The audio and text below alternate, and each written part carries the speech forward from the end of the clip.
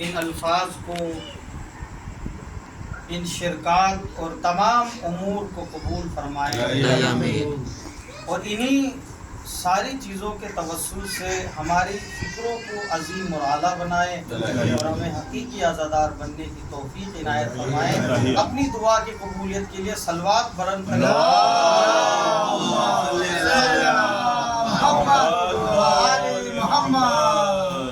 عزیزان گرامی، جس سورے کی تلاوت میں نے کی ہے وہ بڑا مشہور معروف آیت ہے سورہ ذاریات کہ جمع کا صیغہ ہے، ذاریہ ہوا کے معنی میں ہے۔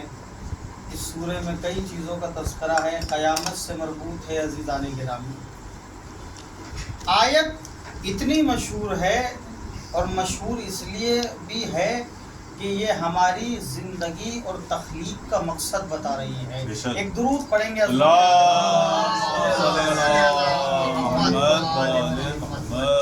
عزیزان گرامی، اللہ نے قرآن کی اس آیت میں تخلیق انسانی کا مقصد اور مفاہیم ہمیں سمجھایا ہے کہ میں نے تمہیں خلق کیوں کیا۔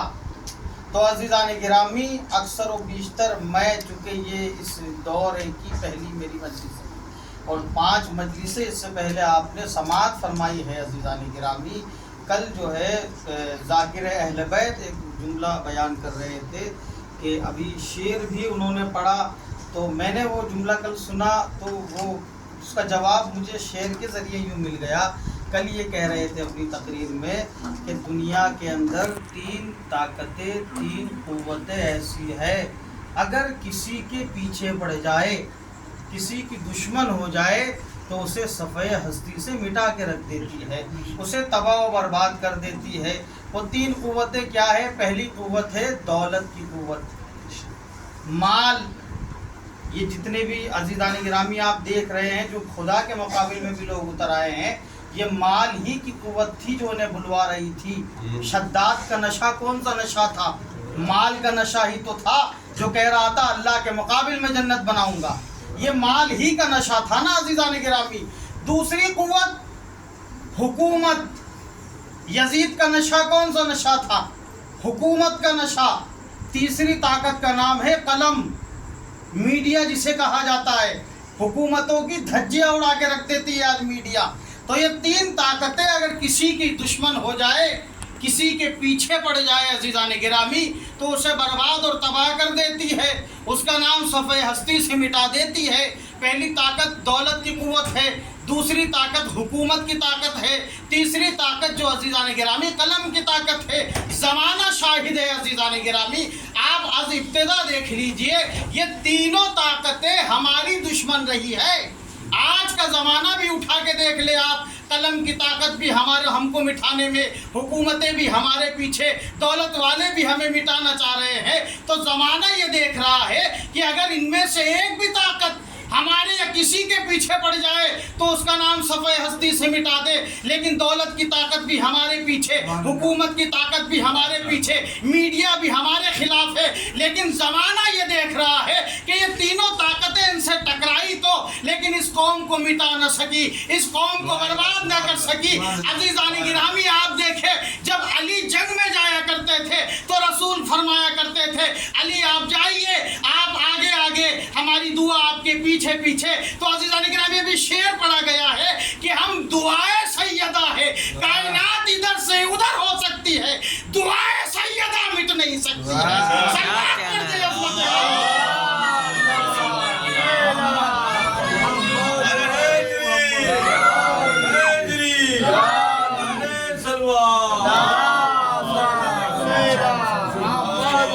اور عزیزان گرامی، سب سے بڑی چیز زمانہ یہ دیکھ رہا ہے کہ تینوں طاقتیں اس قوم سے ٹکرائی مگر اسے مٹا نہ سکی۔ تو عزیزان گرامی، زمانے سے کہوں گا ذرا عقل کا دامن تو سامیے، جب وہ 3 طاقتیں نہ مٹا سکی۔ اور ہمارا تو شیوا بھی عزیزان گرامی یہ ہے کہ ہمیں تو علی سے یہ سبق ملا ہے کہ جب بھی زندگی گزارنا عزیزان گرامی ہمارے مولا کا بھی یہ طریقہ رہا ہے، ان 3 قوتوں سے لڑتے ہوئے آئے ہیں۔ تو عزیزان گرامی زمانہ جتنا بڑا دشمن ہو جائے، لیکن عزیزان گرامی جسے سیدہ دعا دے، جسے فاطمہ، اور 2 ہی تو عزیزان گرامی شہزادیاں ہمیں اسلام میں ملتی ہے، عزاداروں کو فاطمہ نے دعا دی ہے، مجلس کو جناب زینب نے ایجاد کیا ہے۔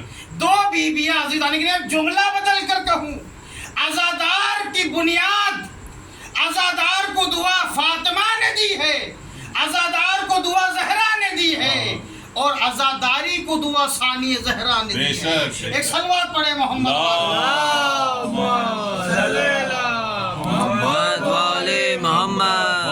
شہزادی کونین بلند تر صلوات۔ اللہم صلی علی محمد۔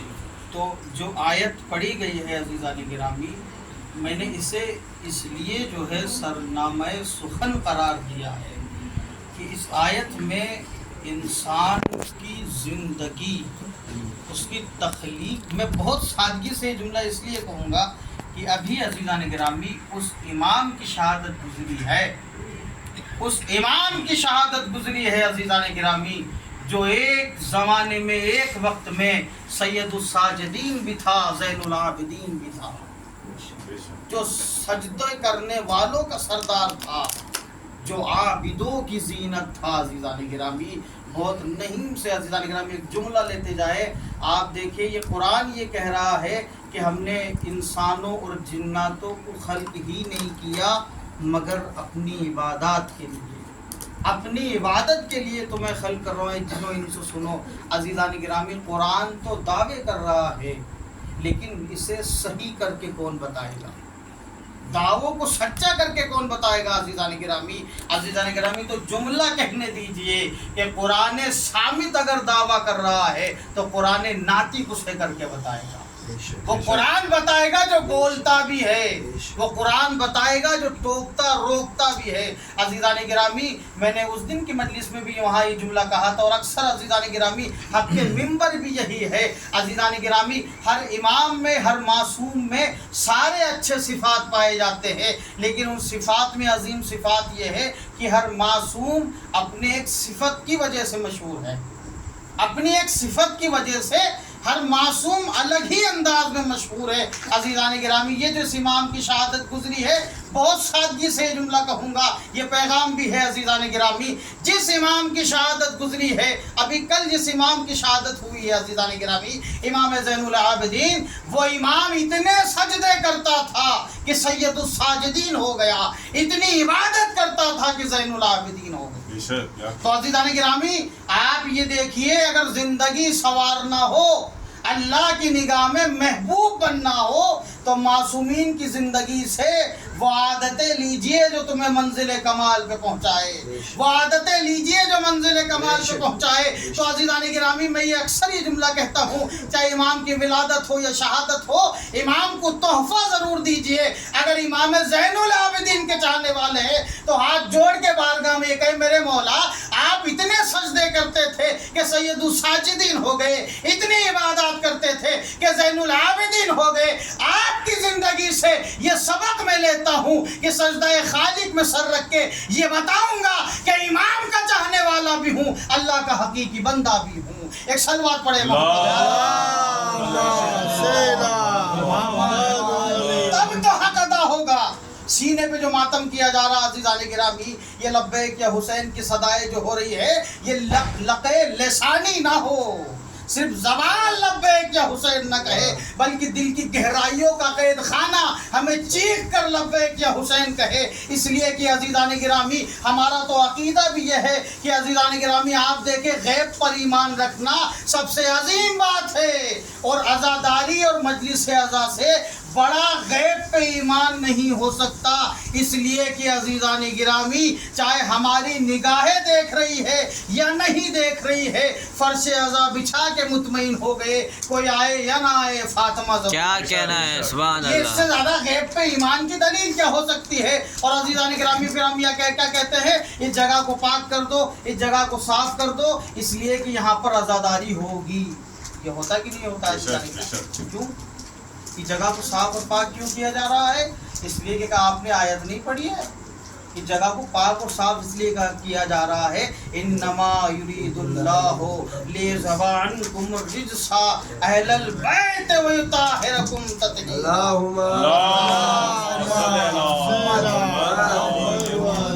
نعرے حیدری، حیدری، نعرے سلوات۔ تو عزیزان گرامی اس لیے کہ وہ منزل کمال پہ پہنچاتے ہیں، جہاں یہ قدم رکھ دے وہ جگہ عظیم ہو جاتی ہے، جہاں قدم رکھ دے وہ جگہ عظیم ہو جاتی ہے۔ عزیزان گرامی یقین نہ آتا ہو تو کربلا جا کے دیکھ لو، 61 ہجری سے پہلے 10 محرم سے پہلے کربلا اس وادی کا نام تھا۔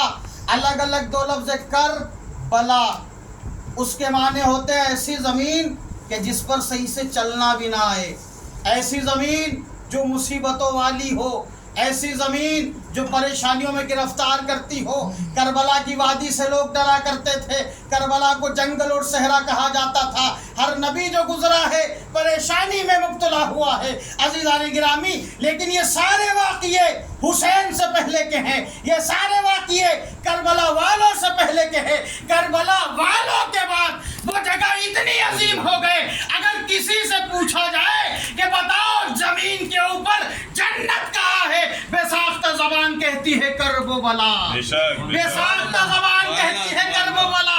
کیوں عزیزان گرامی؟ کہ آپ کو پتہ نہیں ہے حسین کے قدم اس زمین پہ پڑے وہ جگہ عظیم ہو گئی۔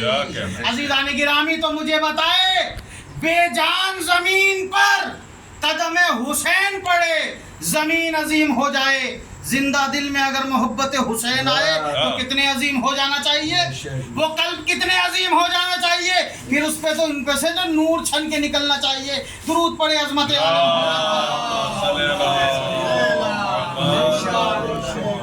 عزیزان گرامی، ہم گھروں میں مجلسیں کرتے ہیں، کیوں؟ اس لیے کہ ہمارے گھروں سے بلائیں دور ہو جائے۔ اگر سیدہ گھر میں آ جائے، یہ ہے کہ نہیں عقیدہ عزیزان گرامی؟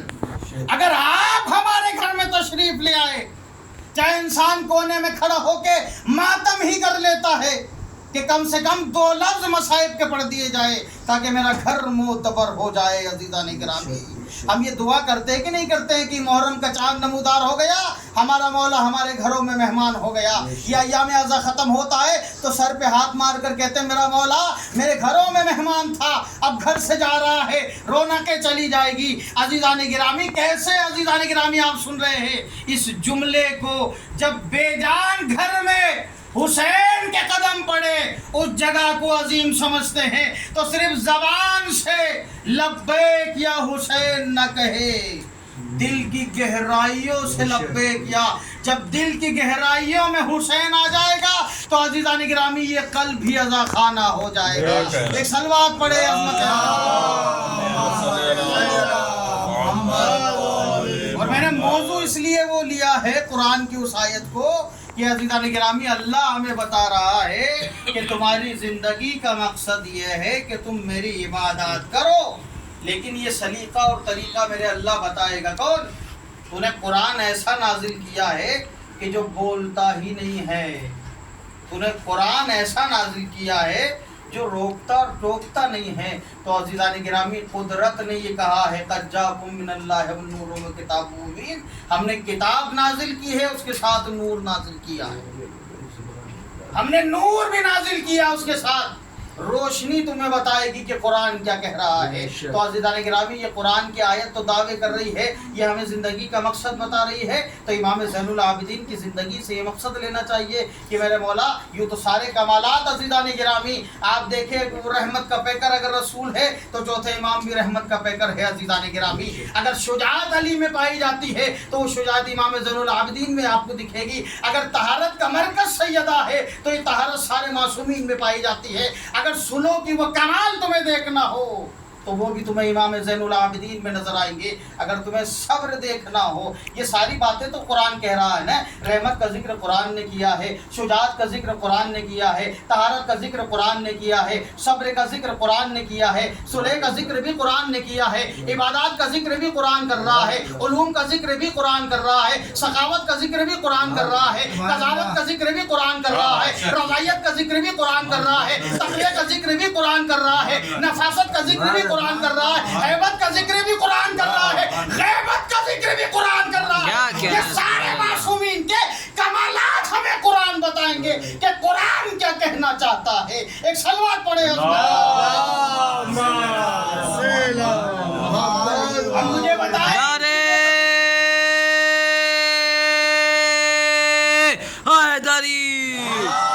حیدری، نعرہ سلوات. تو یہ ساری چیزیں آپ دیکھ لیں عزیزان گرامی. ان ساری چیزوں کا ذکر اگر رحمت ہے، شجاعت ہے، صلح ہے، صبر ہے، طہارت ہے عزیزان گرامی، عبادات ہے، علوم ہے، سخاوت ہے، یہ ساری چیزوں کا ذکر اگر قرآن کر رہا ہے تو مجھے بتائے اس کی مثال کہاں دیکھنے کو ملتی ہے؟ اس کی مثال تو یوں دیکھنے کو ملتی ہے، قرآن ذکر رحمت کا کر رہا ہے تو رحمت للعالمین بتائیں گے رحمت کسے کہا جاتا ہے. اگر قرآن شجاعت کا ذکر کر رہا ہے تو علی بتائیں گے شجاعت کسے کہتے ہیں. قرآن طہارت کا ذکر کر رہا ہے، قرآن کہہ رہا ہے لا یمسہ الا المطہرون.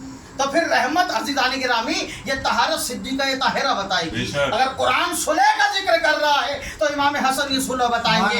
قرآن صبر کی تلقین کر رہا ہے تو حسین کربلا میں صبر دکھائیں گے. اگر قرآن عبادات کا حکم دے رہا ہے تو امام زین العابدین ہمیں عبادت کا طریقہ بتائیں گے.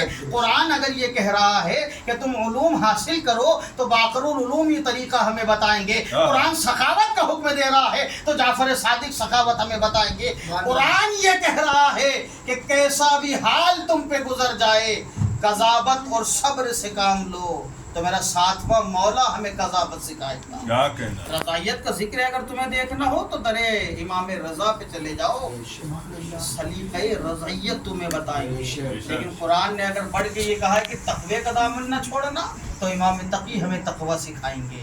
نفاست کا حکم قرآن دے، امام نقی ہمیں نفاست بتائیں گے. اگر بات تم پہ آن پڑے تمہیں ہیبت دکھانی ہو تو امام حسن عسکری بتائیں گے. اور قرآن اگر یہ کہہ رہا ہے کہ تمہارے اللہ کو کوئی نہیں دیکھ سکتا، نہ دنیا میں کوئی دیکھ سکتا ہے نہ آخرت میں کوئی دیکھ سکتا ہے، لیکن وہ تمہاری مدد کرے گا، تو یہ نمونہ بھی تمہیں امام مہدی غیبت میں رہ کے بتائیں گے. غیبت میں رہ کسی کو یہ یقین نہ ہو کہ اللہ غائب ہو کے مدد کیسے کرتا ہے تو پھر وہ 12واں ہاتھی تمہیں بتائے گا غیبت میں رہ کے مدد ایسے کی جاتی ہے. ایک صلوات اور پڑھ لیں.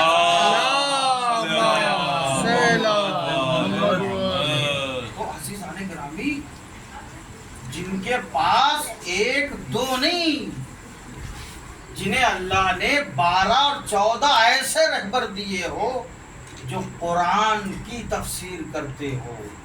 یا جملہ بدل کر ایک جملہ کہوں، قرآن کی تفسیر نہیں، جن کا کارنامہ ایسا ہو، جو افعال وہ دنیا میں انجام دیتے جاتے ہو وہ تفسیر قرآن بنتا چلا جاتا ہو. ہیں عزیزان گرامی وہ اتنے عظیم اگر کسی کو رہبر اور ہادی مل گئے ہیں تو پھر ہمیں تو کہیں بھی بھٹکنے کی ضرورت نہیں ہے، ہمیں تو کہیں بھی جانے کی ضرورت نہیں ہے. لیکن کبھی کبھی پریشانیاں یوں آ جاتی ہے عزیزان گرامی ہمارے اوپر، بہت آسانی سے جملہ کہوں، مصیبتیں یوں آ جاتی ہے کہ کبھی پریشان ہونا تو عزیزان گرامی مصیبتوں میں گرفتار ہو جاؤ تو پھر امام سے توسل کر کے بتاؤ. اس لیے کہ ایک مرجع، میں ان کا نام میرے ذہن سے نکل گیا، ان سے جب کسی نے پوچھا کہ ہمارے اوپر اتنی مصیبتیں آ رہی ہے تو انہوں نے یہ جملہ کہا تھا اس آنے والے سے، اس مرجع نے ایران کے اندر، کہ تمہیں پتہ ہے میرا مولا کیا فرماتا ہے؟ میرا مولا یہ فرماتا ہے، جو پردے میں بیٹھا ہوا ہے میرا مولا، وہ یہ فرماتا ہے کہ اس سے تمہاری زبان سے جو لفظ نکلتے ہیں، اگر انسان کو یقین ہے عزیزان گرامی جملے پر کہ وہ کتنا حاضر اور ناظر ہے، جو ہمیں دکھائی نہیں دیتا ہے لیکن ہمیں دیکھ رہا ہے، وہ اتنا حاضر و ناظر ہے. انہوں نے کہا کہ امام فرماتے ہیں تمہاری زبان سے نکلنے والے لفظ تمہارے منہ سے سب سے زیادہ قریب تمہارے خود کے کان ہیں. تمہارے منہ سے جو لفظ نکلتے ہیں اس سے پہلے کہ تمہارے کانوں تک پہنچے وہ ہمارے کانوں تک پہنچ جاتے ہیں. جو امام اتنا حاضر و ناظر ہو عزیزان گرامی، انہوں نے کہا میرے اوپر اتنی مصیبتیں آ گئی ہے، اتنی پریشانیاں ہیں. اس نے کہا کتنی؟ یہ سمجھ لیجئے کہ مصیبتوں کا سیلاب میرے اوپر آ گیا، میرے اوپر پریشانیوں کا سیلاب آ گیا ہے. تو پھر آقا نے مسکرا کے کہا اگر تیری زندگی میں مصیبتوں اور پریشانیوں کا سیلاب آ گیا ہے تو اس سے بڑا سلوات کا سیلاب لے آ. تو اپنی زندگی میں سلوات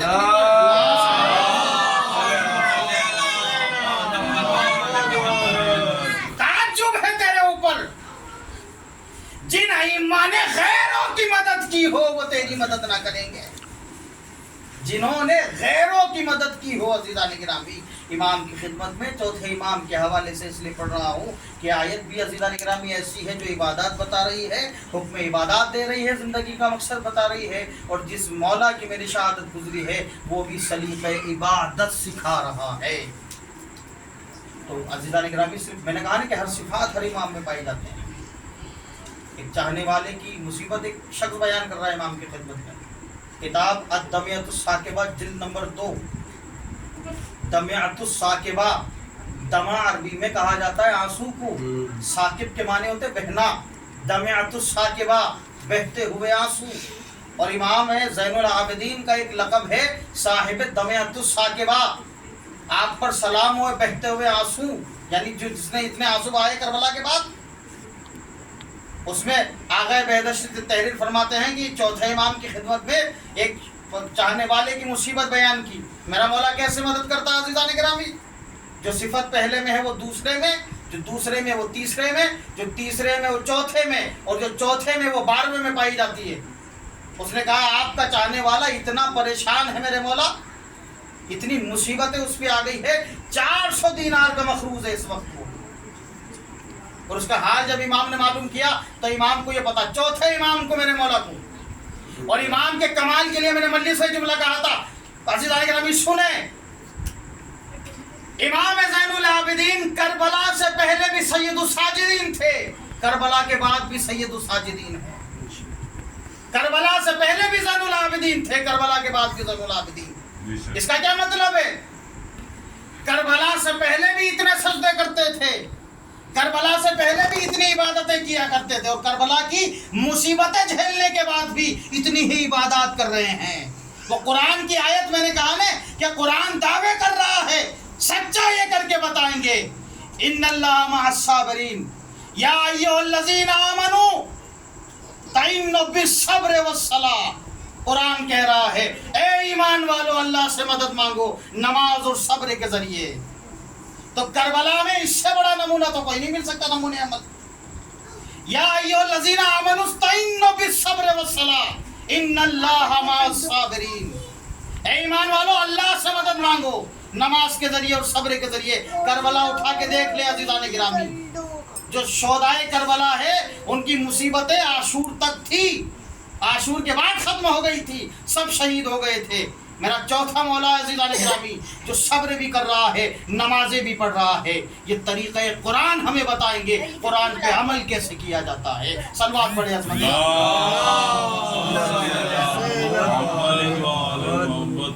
امام نے جب اس کی مصیبت سنی، میرا چاہنے والا 400 دینار کا مقروض ہے، 400 دینار کا قرض ہے. اور کسی نے بتایا مولا اس کی حالت اس وقت یہ ہے کہ قرض کے مارے وہ گھر سے نہیں نکلتا ہے، اس لیے کہ قرض والے اسے پریشان کرتے ہیں. 400 دینار کا مقروض ہے، گھر میں کھانے کے لیے کچھ نہیں ہے، قرض کیا ادا کرے گا؟ وہ امام جس نے کربلا آنکھوں سے دیکھی ہو، جتنے اتنے بڑے مصائب کربلا کے اٹھائے ہو، جس پر اتنی مصیبتیں آئی ہو، ایک مرتبہ جب اس شخص کے حال سنا چاہنے والوں کا، امام زارو قطار رونے لگے، امام گریا کرنے لگے. عزیزان گرامی امام رو رہے ہیں، امام گریا کر رہے ہیں. اس نے پوچھا آپ گریا کیوں کر رہے ہیں؟ گریا اور رونے کا مقام نہیں ہے. ہمارے چاہنے والے پر ایسی مصیبتیں آ گئی ہے کہ وہ گھر سے باہر نہیں نکل رہے ہیں، اس سے بڑی اور کیا مصیبت ہوگی؟ दूसरे दिन वो इमाम की खिदमत में वो शख्स चाहने वाला हाजिर हुआ, उसने अपने हाथों को जोड़ा, मेरे मौला बड़ा मखलूस हूँ, 400 दीनार का कर्ज है, खाने के लिए घर में खाना नहीं है, परेशानियां हैं, मुसीबतें फाके हो रहे हैं। इमाम ने अपने गुलाम को देखकर कहा, बादे करबला, करबला के बाद का वाकया है, जिसने इतनी मुसीबतें करबला में उठाई हो अपने चाहने वालों को फरामोश नहीं कर रहा है। क्यों? इसलिए कि इनके बाबा हुसैन ने भी नहीं किया था। आखिरी लम्हात में ये कह के जा रहे हैं कि मेरे शियों को मेरा सलाम कहना। जो इमाम आखिरी वक्त में हमें नहीं भूल रहा है, भला कैसे हम उसे भूल जाए अज़ीज़ान गिरामी। जो आखिरी लम्हात में हमें याद रख रहा हो। अज़ीज़ान गिरामी, रसूल अपनी जिंदगी के आखिरी लम्हात में तो ये जुमला कह रहे हैं सैयदा से, चाहने वाले होंगे जो हुसैन पे गिरिया करेंगे। फातिमा आखिरी लम्हात में दुआ दे रही है, अली आखिरी लम्हात में जुमला कह रहे हैं कि मेरे शियों तक मेरा पैगाम पहुंचाना। इमाम हसन मुश्तबा के जिगर के टुकड़े हो गए हैं, लेकिन मदीने के शियों को इकट्ठा करके पैगाम दे रहे हैं। यही कारनामा हुसैन ने करबला में अंजाम दिया। आखिरी लम्हात में ये जुमला कहा है, बहन ज़ैनब मेरे शियों को मेरा सलाम कहना। तो अज़ीज़ान गिरामी, सब ने ये नमूना ये अमल बताया। और वो बैठा हुआ पर्दे में वो मेरा इमाम हादी अज़ीज़ान गिरामी, वो भी पर्दे से ये हुक्म हमें देता है कि अगर एक लम्हे के लिए हम अपनी निगाहें तुमसे हटा ले तो ज़माना तुम्हें कुचल के रख दे। तो अज़ीज़ान गिरामी, जो पर्दे में बैठ के हमारा इतना ख्याल रख रहा है, तो फिर अज़ीज़ान गिरामी खुली आंखों से हमें उसका कितना एहतराम करना चाहिए। भाई हम उसे नहीं, उन्हें नहीं देख पा रहे हैं, लेकिन वो हमें देख रहे हैं। जब इस बात का यकीन हमें हो गया कि मेरा मौला मुझे देख रहा है, तो फिर हर कदम, एक बाप अगर बेटे को देखता है तो बाप बेटे को अगर देखे तो बेटा हाथ पैर भी बड़े हिसाब से चलाता है, उसके चलने का अंदाज बदल जाता है। बाप अगर कहीं रास्ते पे बैठा हुआ है कहीं पर और बेटा निकल के जा रहा है, अज़ीज़ान गिरामी, वो शरारतें, वो हरकतें भूल जाता है बेटा। क्यों? इसलिए कि मेरा बाप मुझे देख रहा है, रास्ते पे भी संभल के चलता है। ये कोई ऐसी हरकत अंजाम ना दूं कि बाप वही टोक दे, ये कौन सी हरकत की तुमने। तो अज़ीज़ान गिरामी, अली रसूलुल्लाह फरमा रहे हैं कि मैं और अली इस उम्मत के दो बाप हैं। और उसके बाद अली रसूलुल्लाह ने फरमाया है कि हमारा पहला भी मोहम्मद है, आखिर भी मोहम्मद है। तो हर इमाम हमारा बाप हुआ। बाप किस माने में? नस्ली एतबार से बाप नहीं है, विलायती एतबार से हमारे बाप है। सलवात पढ़े अज़मत और अज़ीज़ान गिरामी, वो बेटा नालायक होता है जो अपने बाप के कौल को भूल जाए, उस पर अमल ना करे। उसी बेटे को लायक बेटा कहा जाता है जो अपने बाप की वसीयतों पे अमल करता हो। और अभी आप देखें, और वो बेटा तो सबसे ज्यादा नालायक हो जिसे ये ही ना पता हो कि मेरे बाप ने वसीयतें भी क्या की थी। कभी अपने बाप की वसीयतों को भी खोल के ना देखे। तो अज़ीज़ान गिरामी, नहजे बलागा तो भरी पड़ी है अली की वसीयतों से।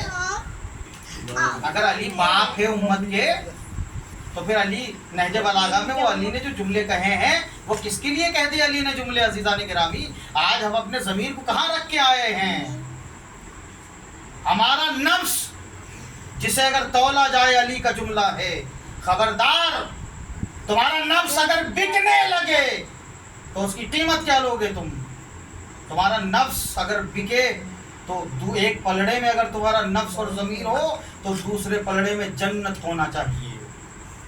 ये अली का जुमला है, खबरदार अपने नफ्स को जन्नत से कम कीमत पे ना बेचना। तुम्हारे नफ्स और तुम्हारे ज़मीर की कीमत, तुम्हारे किरदार की कीमत अगर है तो वो जन्नत होगी। मेरे मौला, आप ये क्या फरमा रहे हैं? अली सही कह रहे हैं अज़ीज़ान गिरामी। ये जुमला बदल के या तो आप जन्नत कह दे या विलायत अली कह सकते हैं, क्योंकि जन्नत मिलेगी उसे जिसके दिल में मोहम्मद वाले मोहम्मद की मोहब्बत होगी। तो ज़मीर अगर कहीं बेचा जा रहा है तो अजीज, ये तो चाहने वालों के ज़मीर है, तो बिके तो जन्नत के एवज में, लेकिन जो साक़िए कौसर होगा वो नफ्स भेजेगा तो मर्जी खुदा के एवज में बेचेगा। सलवात पढ़े अज़मत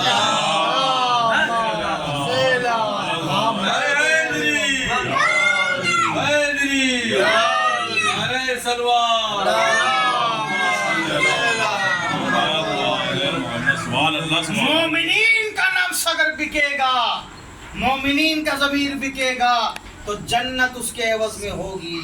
لیکن امیر المومنین کا نفس بکے گا تو مرضی خدا کرے. بے شک، بے شک. عزیزان گرامی، پھر حیثیت ہاتھوں کو جوڑ کر اس نے یہ جملہ کہا میرے مولا کی خدمت میں، اتنا زیادہ پریشان ہوں. اور کچھ جملے تو ایسے ہوتے ہیں عزیزان گرامی، کچھ گوشے کہ خطیب ہی ان پہ نظر رکھ سکتا ہے. ایک درود پڑھے محمد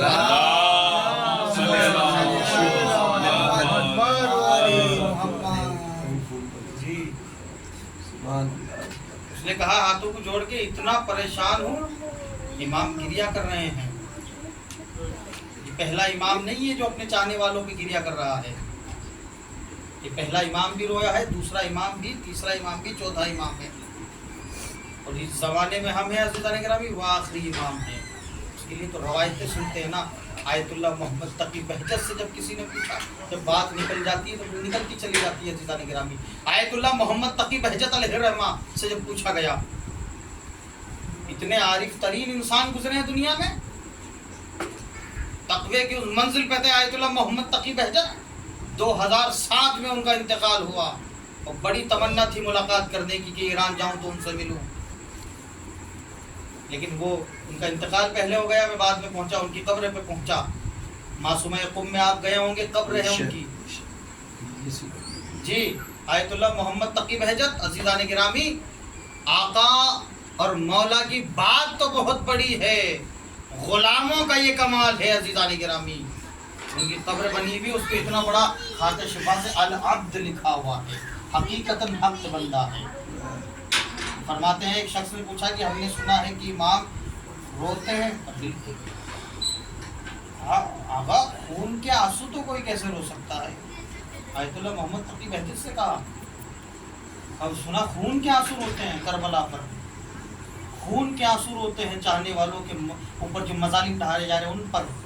خون کے آنسو روتے ہیں جب چاہنے والے گناہ کرتے ہیں. تو جو امام کو پانی کے آنسو رلائے، جو سادے آنسو عزیزان گرامی، جو امام کو اتنی عزت دے کہ امام پانی کے آنسو رونے لگے، تو وہ کیسا انسان ہوگا؟ تو پھر مجھے بتائے جو امام کو خون کے آنسو رلا رہا وہ کیسا ہوگا؟ تو آگے سے کہا، تو وہ جو پوچھنے والا تھا نا آیت اللہ بہجت سے، جب اس نے کہا خون کے آنسو تو آگے کوئی کیسے رو سکتا ہے، اس نے کہا جو وہ شخص آیا تھا، کہا تجھے یقین نہیں ہے کہ اس بات پہ؟ کہا خون کے آنسو تو کوئی کیسے رو سکتا ہے؟ آگے بہجت نے یوں آنکھوں پہ ہاتھ رکھ کے گریا کرنے لگے. کہا تو نے میرے مولا کے لیے یہ جملہ کہا، اور ہاتھوں سے جب ہاتھ ہٹائے تو خون تھے ہاتھوں میں. کہ جب میرے مولا کی اس بات پر میں خون کے آنسو رو سکتا ہوں تو پھر بتا میرا مولا کیوں نہ روتا ہوں. ایک سلوات پڑھیے.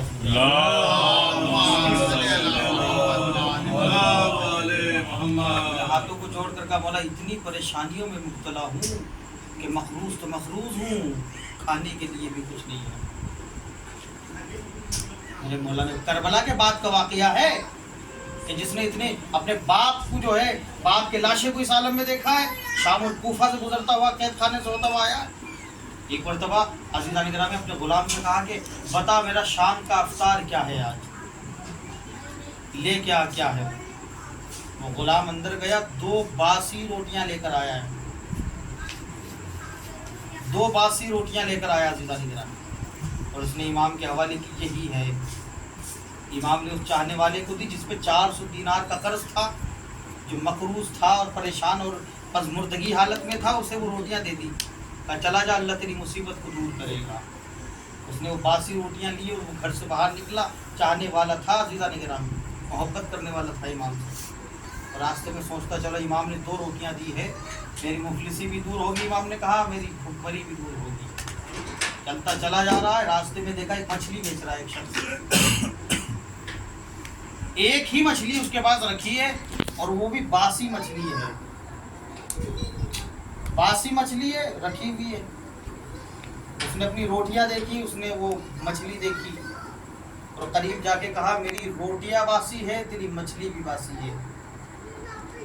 بڑی مہربانی ہوگی کہ ایک روٹی تو لے لے، یہ مچھلی مجھے دے دے، اس لیے کہ اسے تو کوئی خریدنے سے رہا، یہ باسی ہے. فریزر تو ہوتے نہیں اس زمانے میں جو رکھتے گئے. روٹی لے لے اور یہ مچھلی مجھے دے دے. امام نے اسے دی تھی نا عزیزان کرام کی روٹیاں، کتنی مصیبتیں دور ہوگی. اس نے کہا ٹھیک ہے. اس نے مچھلی دی، باسی روٹی لے لی. 2 قدم ابھی چلا تھا کہ ایک نمک بیچ رہا تھا. कदीमी ज़माने में होता भी अक्सर ऐसे ही था, अशिया के बदले अशिया, शे के बदले शे दी जाती थी अक्सर। एक माल दिया और दूसरा माल ले लिया। उसने नमक देखा, नमक खाक आलूद था। उसने कहा रोटी मेरे पास बासी है, तेरा नमक भी खाक आलूद है, एक बासी रोटी ले ले, मुझे नमक दे दे। तो उसने रोटी ले ली बासी उसकी, वो नमक दे दिया उसे। बासी मछली खाक आलूद नमक लेके घर में चला, और घर में पहुंचने के बाद उसने मछली का पेट चाक किया। तारीख में ये जुमले लिखे हुए अज़ीज़ान गिरामी अद्दमे तो साकिबा में कि उसका पेट चाक करना था कि उस मछली के पेट से 2 नायाब मोती निकले, 2 नायाब मोती निकले। उसने उन मोतियों को हथेली पर रखा, देख कर कहता मोती तो बड़े कीमती मालूम देते हैं, ये तो बड़े कीमती दुर मालूम देते हैं। यही सोच रहा था कि दरवाजे पे दक्कुल बाब हो गया, किसी ने दरवाज़ा बजाया। उसने जाके दरवाज़ा खोला तो मछली वाला भी खड़ा है, नमक वाला भी खड़ा है, दोनों हाथों में रोटियां लिए हुए हैं। और उन्होंने जुमला कहा कि आपकी रोटियां देखकर मुझे आपकी गुर्बत का अंदाज़ा हो गया था कि आप कितने गरीब हो। ये अपनी रोटियां लो, मछली भी तुम्हें मुबारक हो, हमें ना मछली चाहिए ना नमक चाहिए, रोटियां भी अपनी ले लो। अज़ीज़ान गिरामी उसने वो रोटियां लिए, दरवाज़ा बंद किया, अंदर पहुंचा का बड़े कीमती मोती ये बात कर रहा था कि दरवाजे पे दोबारा दक्कुल बाब हुआ। अब दरवाजा जब खोला तो इमाम का गुलाम खड़ा था। इमाम के गुलाम ने उसे देखकर कहा इमाम ये कह रहे हैं वो रोटियां कोई भी नहीं खाएगा, तेरा काम तो हो गया है, हमारी रोटियां वापस कर दे। अज़ीज़ान गिरामी तारीख का जुमला है, उसने वो मोती फरोख्त किए, इतनी भारी कीमत में बिके, उसकी नस्लों की जिंदगी सुधर गई। तो जहाँ की 2 बासी रोटियां इतनी बाकमाल हो, उस घर के फर्द कितने बाकमाल होंगे। एक सलवात पढ़े इससे बेहतर अंदाज मुश्किल बात पड़ेगा।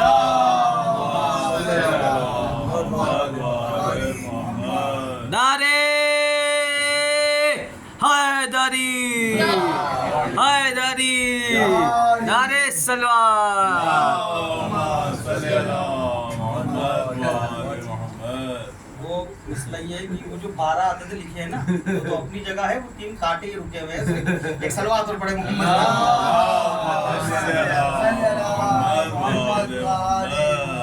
तो अज़ीज़ान गिरामी ये अजीम है, ये आला है। और अजीम और आला इसलिए हैं, बात जो है कहीं फिर वो तुलानी चली गई। अजीम और आला इसलिए हैं कि इन्हें अल्लाह ने अजीम बनाया है, और आला इसलिए है कि इन्हें उसने अजीम बनाया है जो खुद अली है, खुद आला। हम नमाजों में अज़ीज़ान गिरामी ये जुमला कहते हैं सुबहाना रब्बियल अज़ीम व बिहम्दिही, पाको पाकीज़ा और अजीम ज़ात है वो जिसके लिए हम्द है। तो अज़ीज़ान गिरामी सलीक़ा इबादत अगर सीखना है तो दर अहले बैत पे आए। मफ़ाहिम कुरान वो नहीं बताएंगे अज़ीज़ान गिरामी कि जिन्होंने कुरान को सरसरी तौर पर पढ़ा है। कुरान के मफ़ाहिम, कुरान के मतालिब हमें वो नहीं बताएंगे कि जिन्होंने कुरान सिर्फ ऐसा पढ़ा है अज़ीज़ान गिरामी कि जिन्होंने कुरान पढ़ने के बाद भी कुरान को नेज़े पे बुलंद कर दिया है। बल्कि कुरान अगर तुम्हें तरीक़े कुरान देखना है, तुम्हें वो मालूम करना है कि कुरान क्या कह रहा है, तो कुरान तुम्हें वो बताएंगे जो नेज़े पे जाके भी कुरान पढ़ते हैं, जिनके सर उनके बदन से जुदा होने के बाद भी जनाब ज़ैनब का जुमला है अज़ीज़ान गिरामी कि हमारे और ये अहले बैत इमाम मज़लूम करबला हमें ये पैगाम दे रहे हैं कि हमारे जिस्म से हमारे सरों को जुदा कर सकते हो, लेकिन कुरान हमसे कैसे जुदा करोगे, कुरान हमसे कैसे जुदा करोगे। हाँ अज़ीज़ान गिरामी सरे मज़लूम करबला मुसलसल कुरान की तिलावत कर रहा है, سورہ کہف کی تلاوت میرا مولا کیا جا رہا ہے نیزے کے اوپر سے، اور قرآن کی تلاوت کر کے یہ بتا رہا ہے کہ اگر وارث قرآن تمہیں تلاش کرنا ہو تو کہیں دیکھنے کی ضرورت نہیں ہے، ہم ہی قرآن کے وارث ہیں، ہم ہی مطالب قرآن ہے۔ عزیزان گرامی، ابھی یہ ایام وہ ایام چل رہے ہیں کہ جن میں آل محمد اسیر ہے، علی کی بیٹیاں ہیں جن کے ہاتھوں میں رسیاں بندھی ہوئی ہے، یہ نبی کی نواسیاں ہے عزیزان گرامی کہ جن کے سر کے بال کو سورج نے نہیں دیکھا ہے، لیکن آج یہ عالم آ گیا ہے کہ ان کے سروں پہ چادریں نہیں ہیں۔ عزیزان گرامی، امام زین العابدین کا ایک جملہ ہے، میرا مولا جب شام کے بازار میں پہنچا ہے تو بے ساختہ امام نے گریہ کیا، اور گریہ کرنے کے بعد ایک جملہ کہا۔ امام زین العابدین فرماتے اقاد ذلیلا فی دمشقا کاننی من الزنج عبد غابان ہو نصیر۔ ارے امام نے ایسا ہی مرثیہ پڑھا ہے جیسے فاطمہ نے مرثیہ مدینے میں پڑھا، سبت علیہ مصائب النہار۔ امام جب شام میں پہنچے ہیں تو امام نے کہا اقاد ذلیلا فی دمشقا کاننی من الزنج عبد غابان ہو نصیر۔ امام سے پوچھا میرے مولا کیا ہوا؟ کہ شام کے بازار میں ارے ظالمین ہمیں رسیوں سے باندھ کے ایسے کھینچ رہے تھے جیسے ہم ایسے غلام ہو جن کے وارث بھی نہ ہو۔ ارے محل بیت تھے، ارے علی کی بیٹیوں کو ایسا کھینچا جا رہا ہے جیسے بے وارث غلاموں کو کھینچا جاتا ہے۔ عزیزان گرامی، ارے شام و کوفے کا یہ وہ بازار ہے جس سے زینب جب گزرتی تھی عباس صدا دیتے تھے اے بازار والوں نگاہوں کو جھکا لو، علی کی بیٹی گزر رہی ہے۔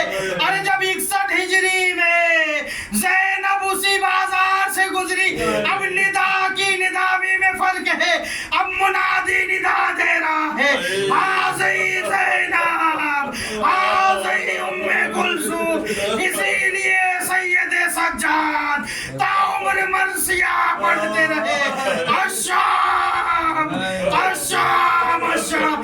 اے مولا شام میں کیا گزر گئی، اے ہلال انصاف نہیں کیا۔ میری پھوپھیاں بے ردا تھی، علی کی بیٹیاں بے ردا، غیروں کا مجمع تھا، منادی کی ندا تھی، میں بیمار قیدی تھا، ہم پہ قیام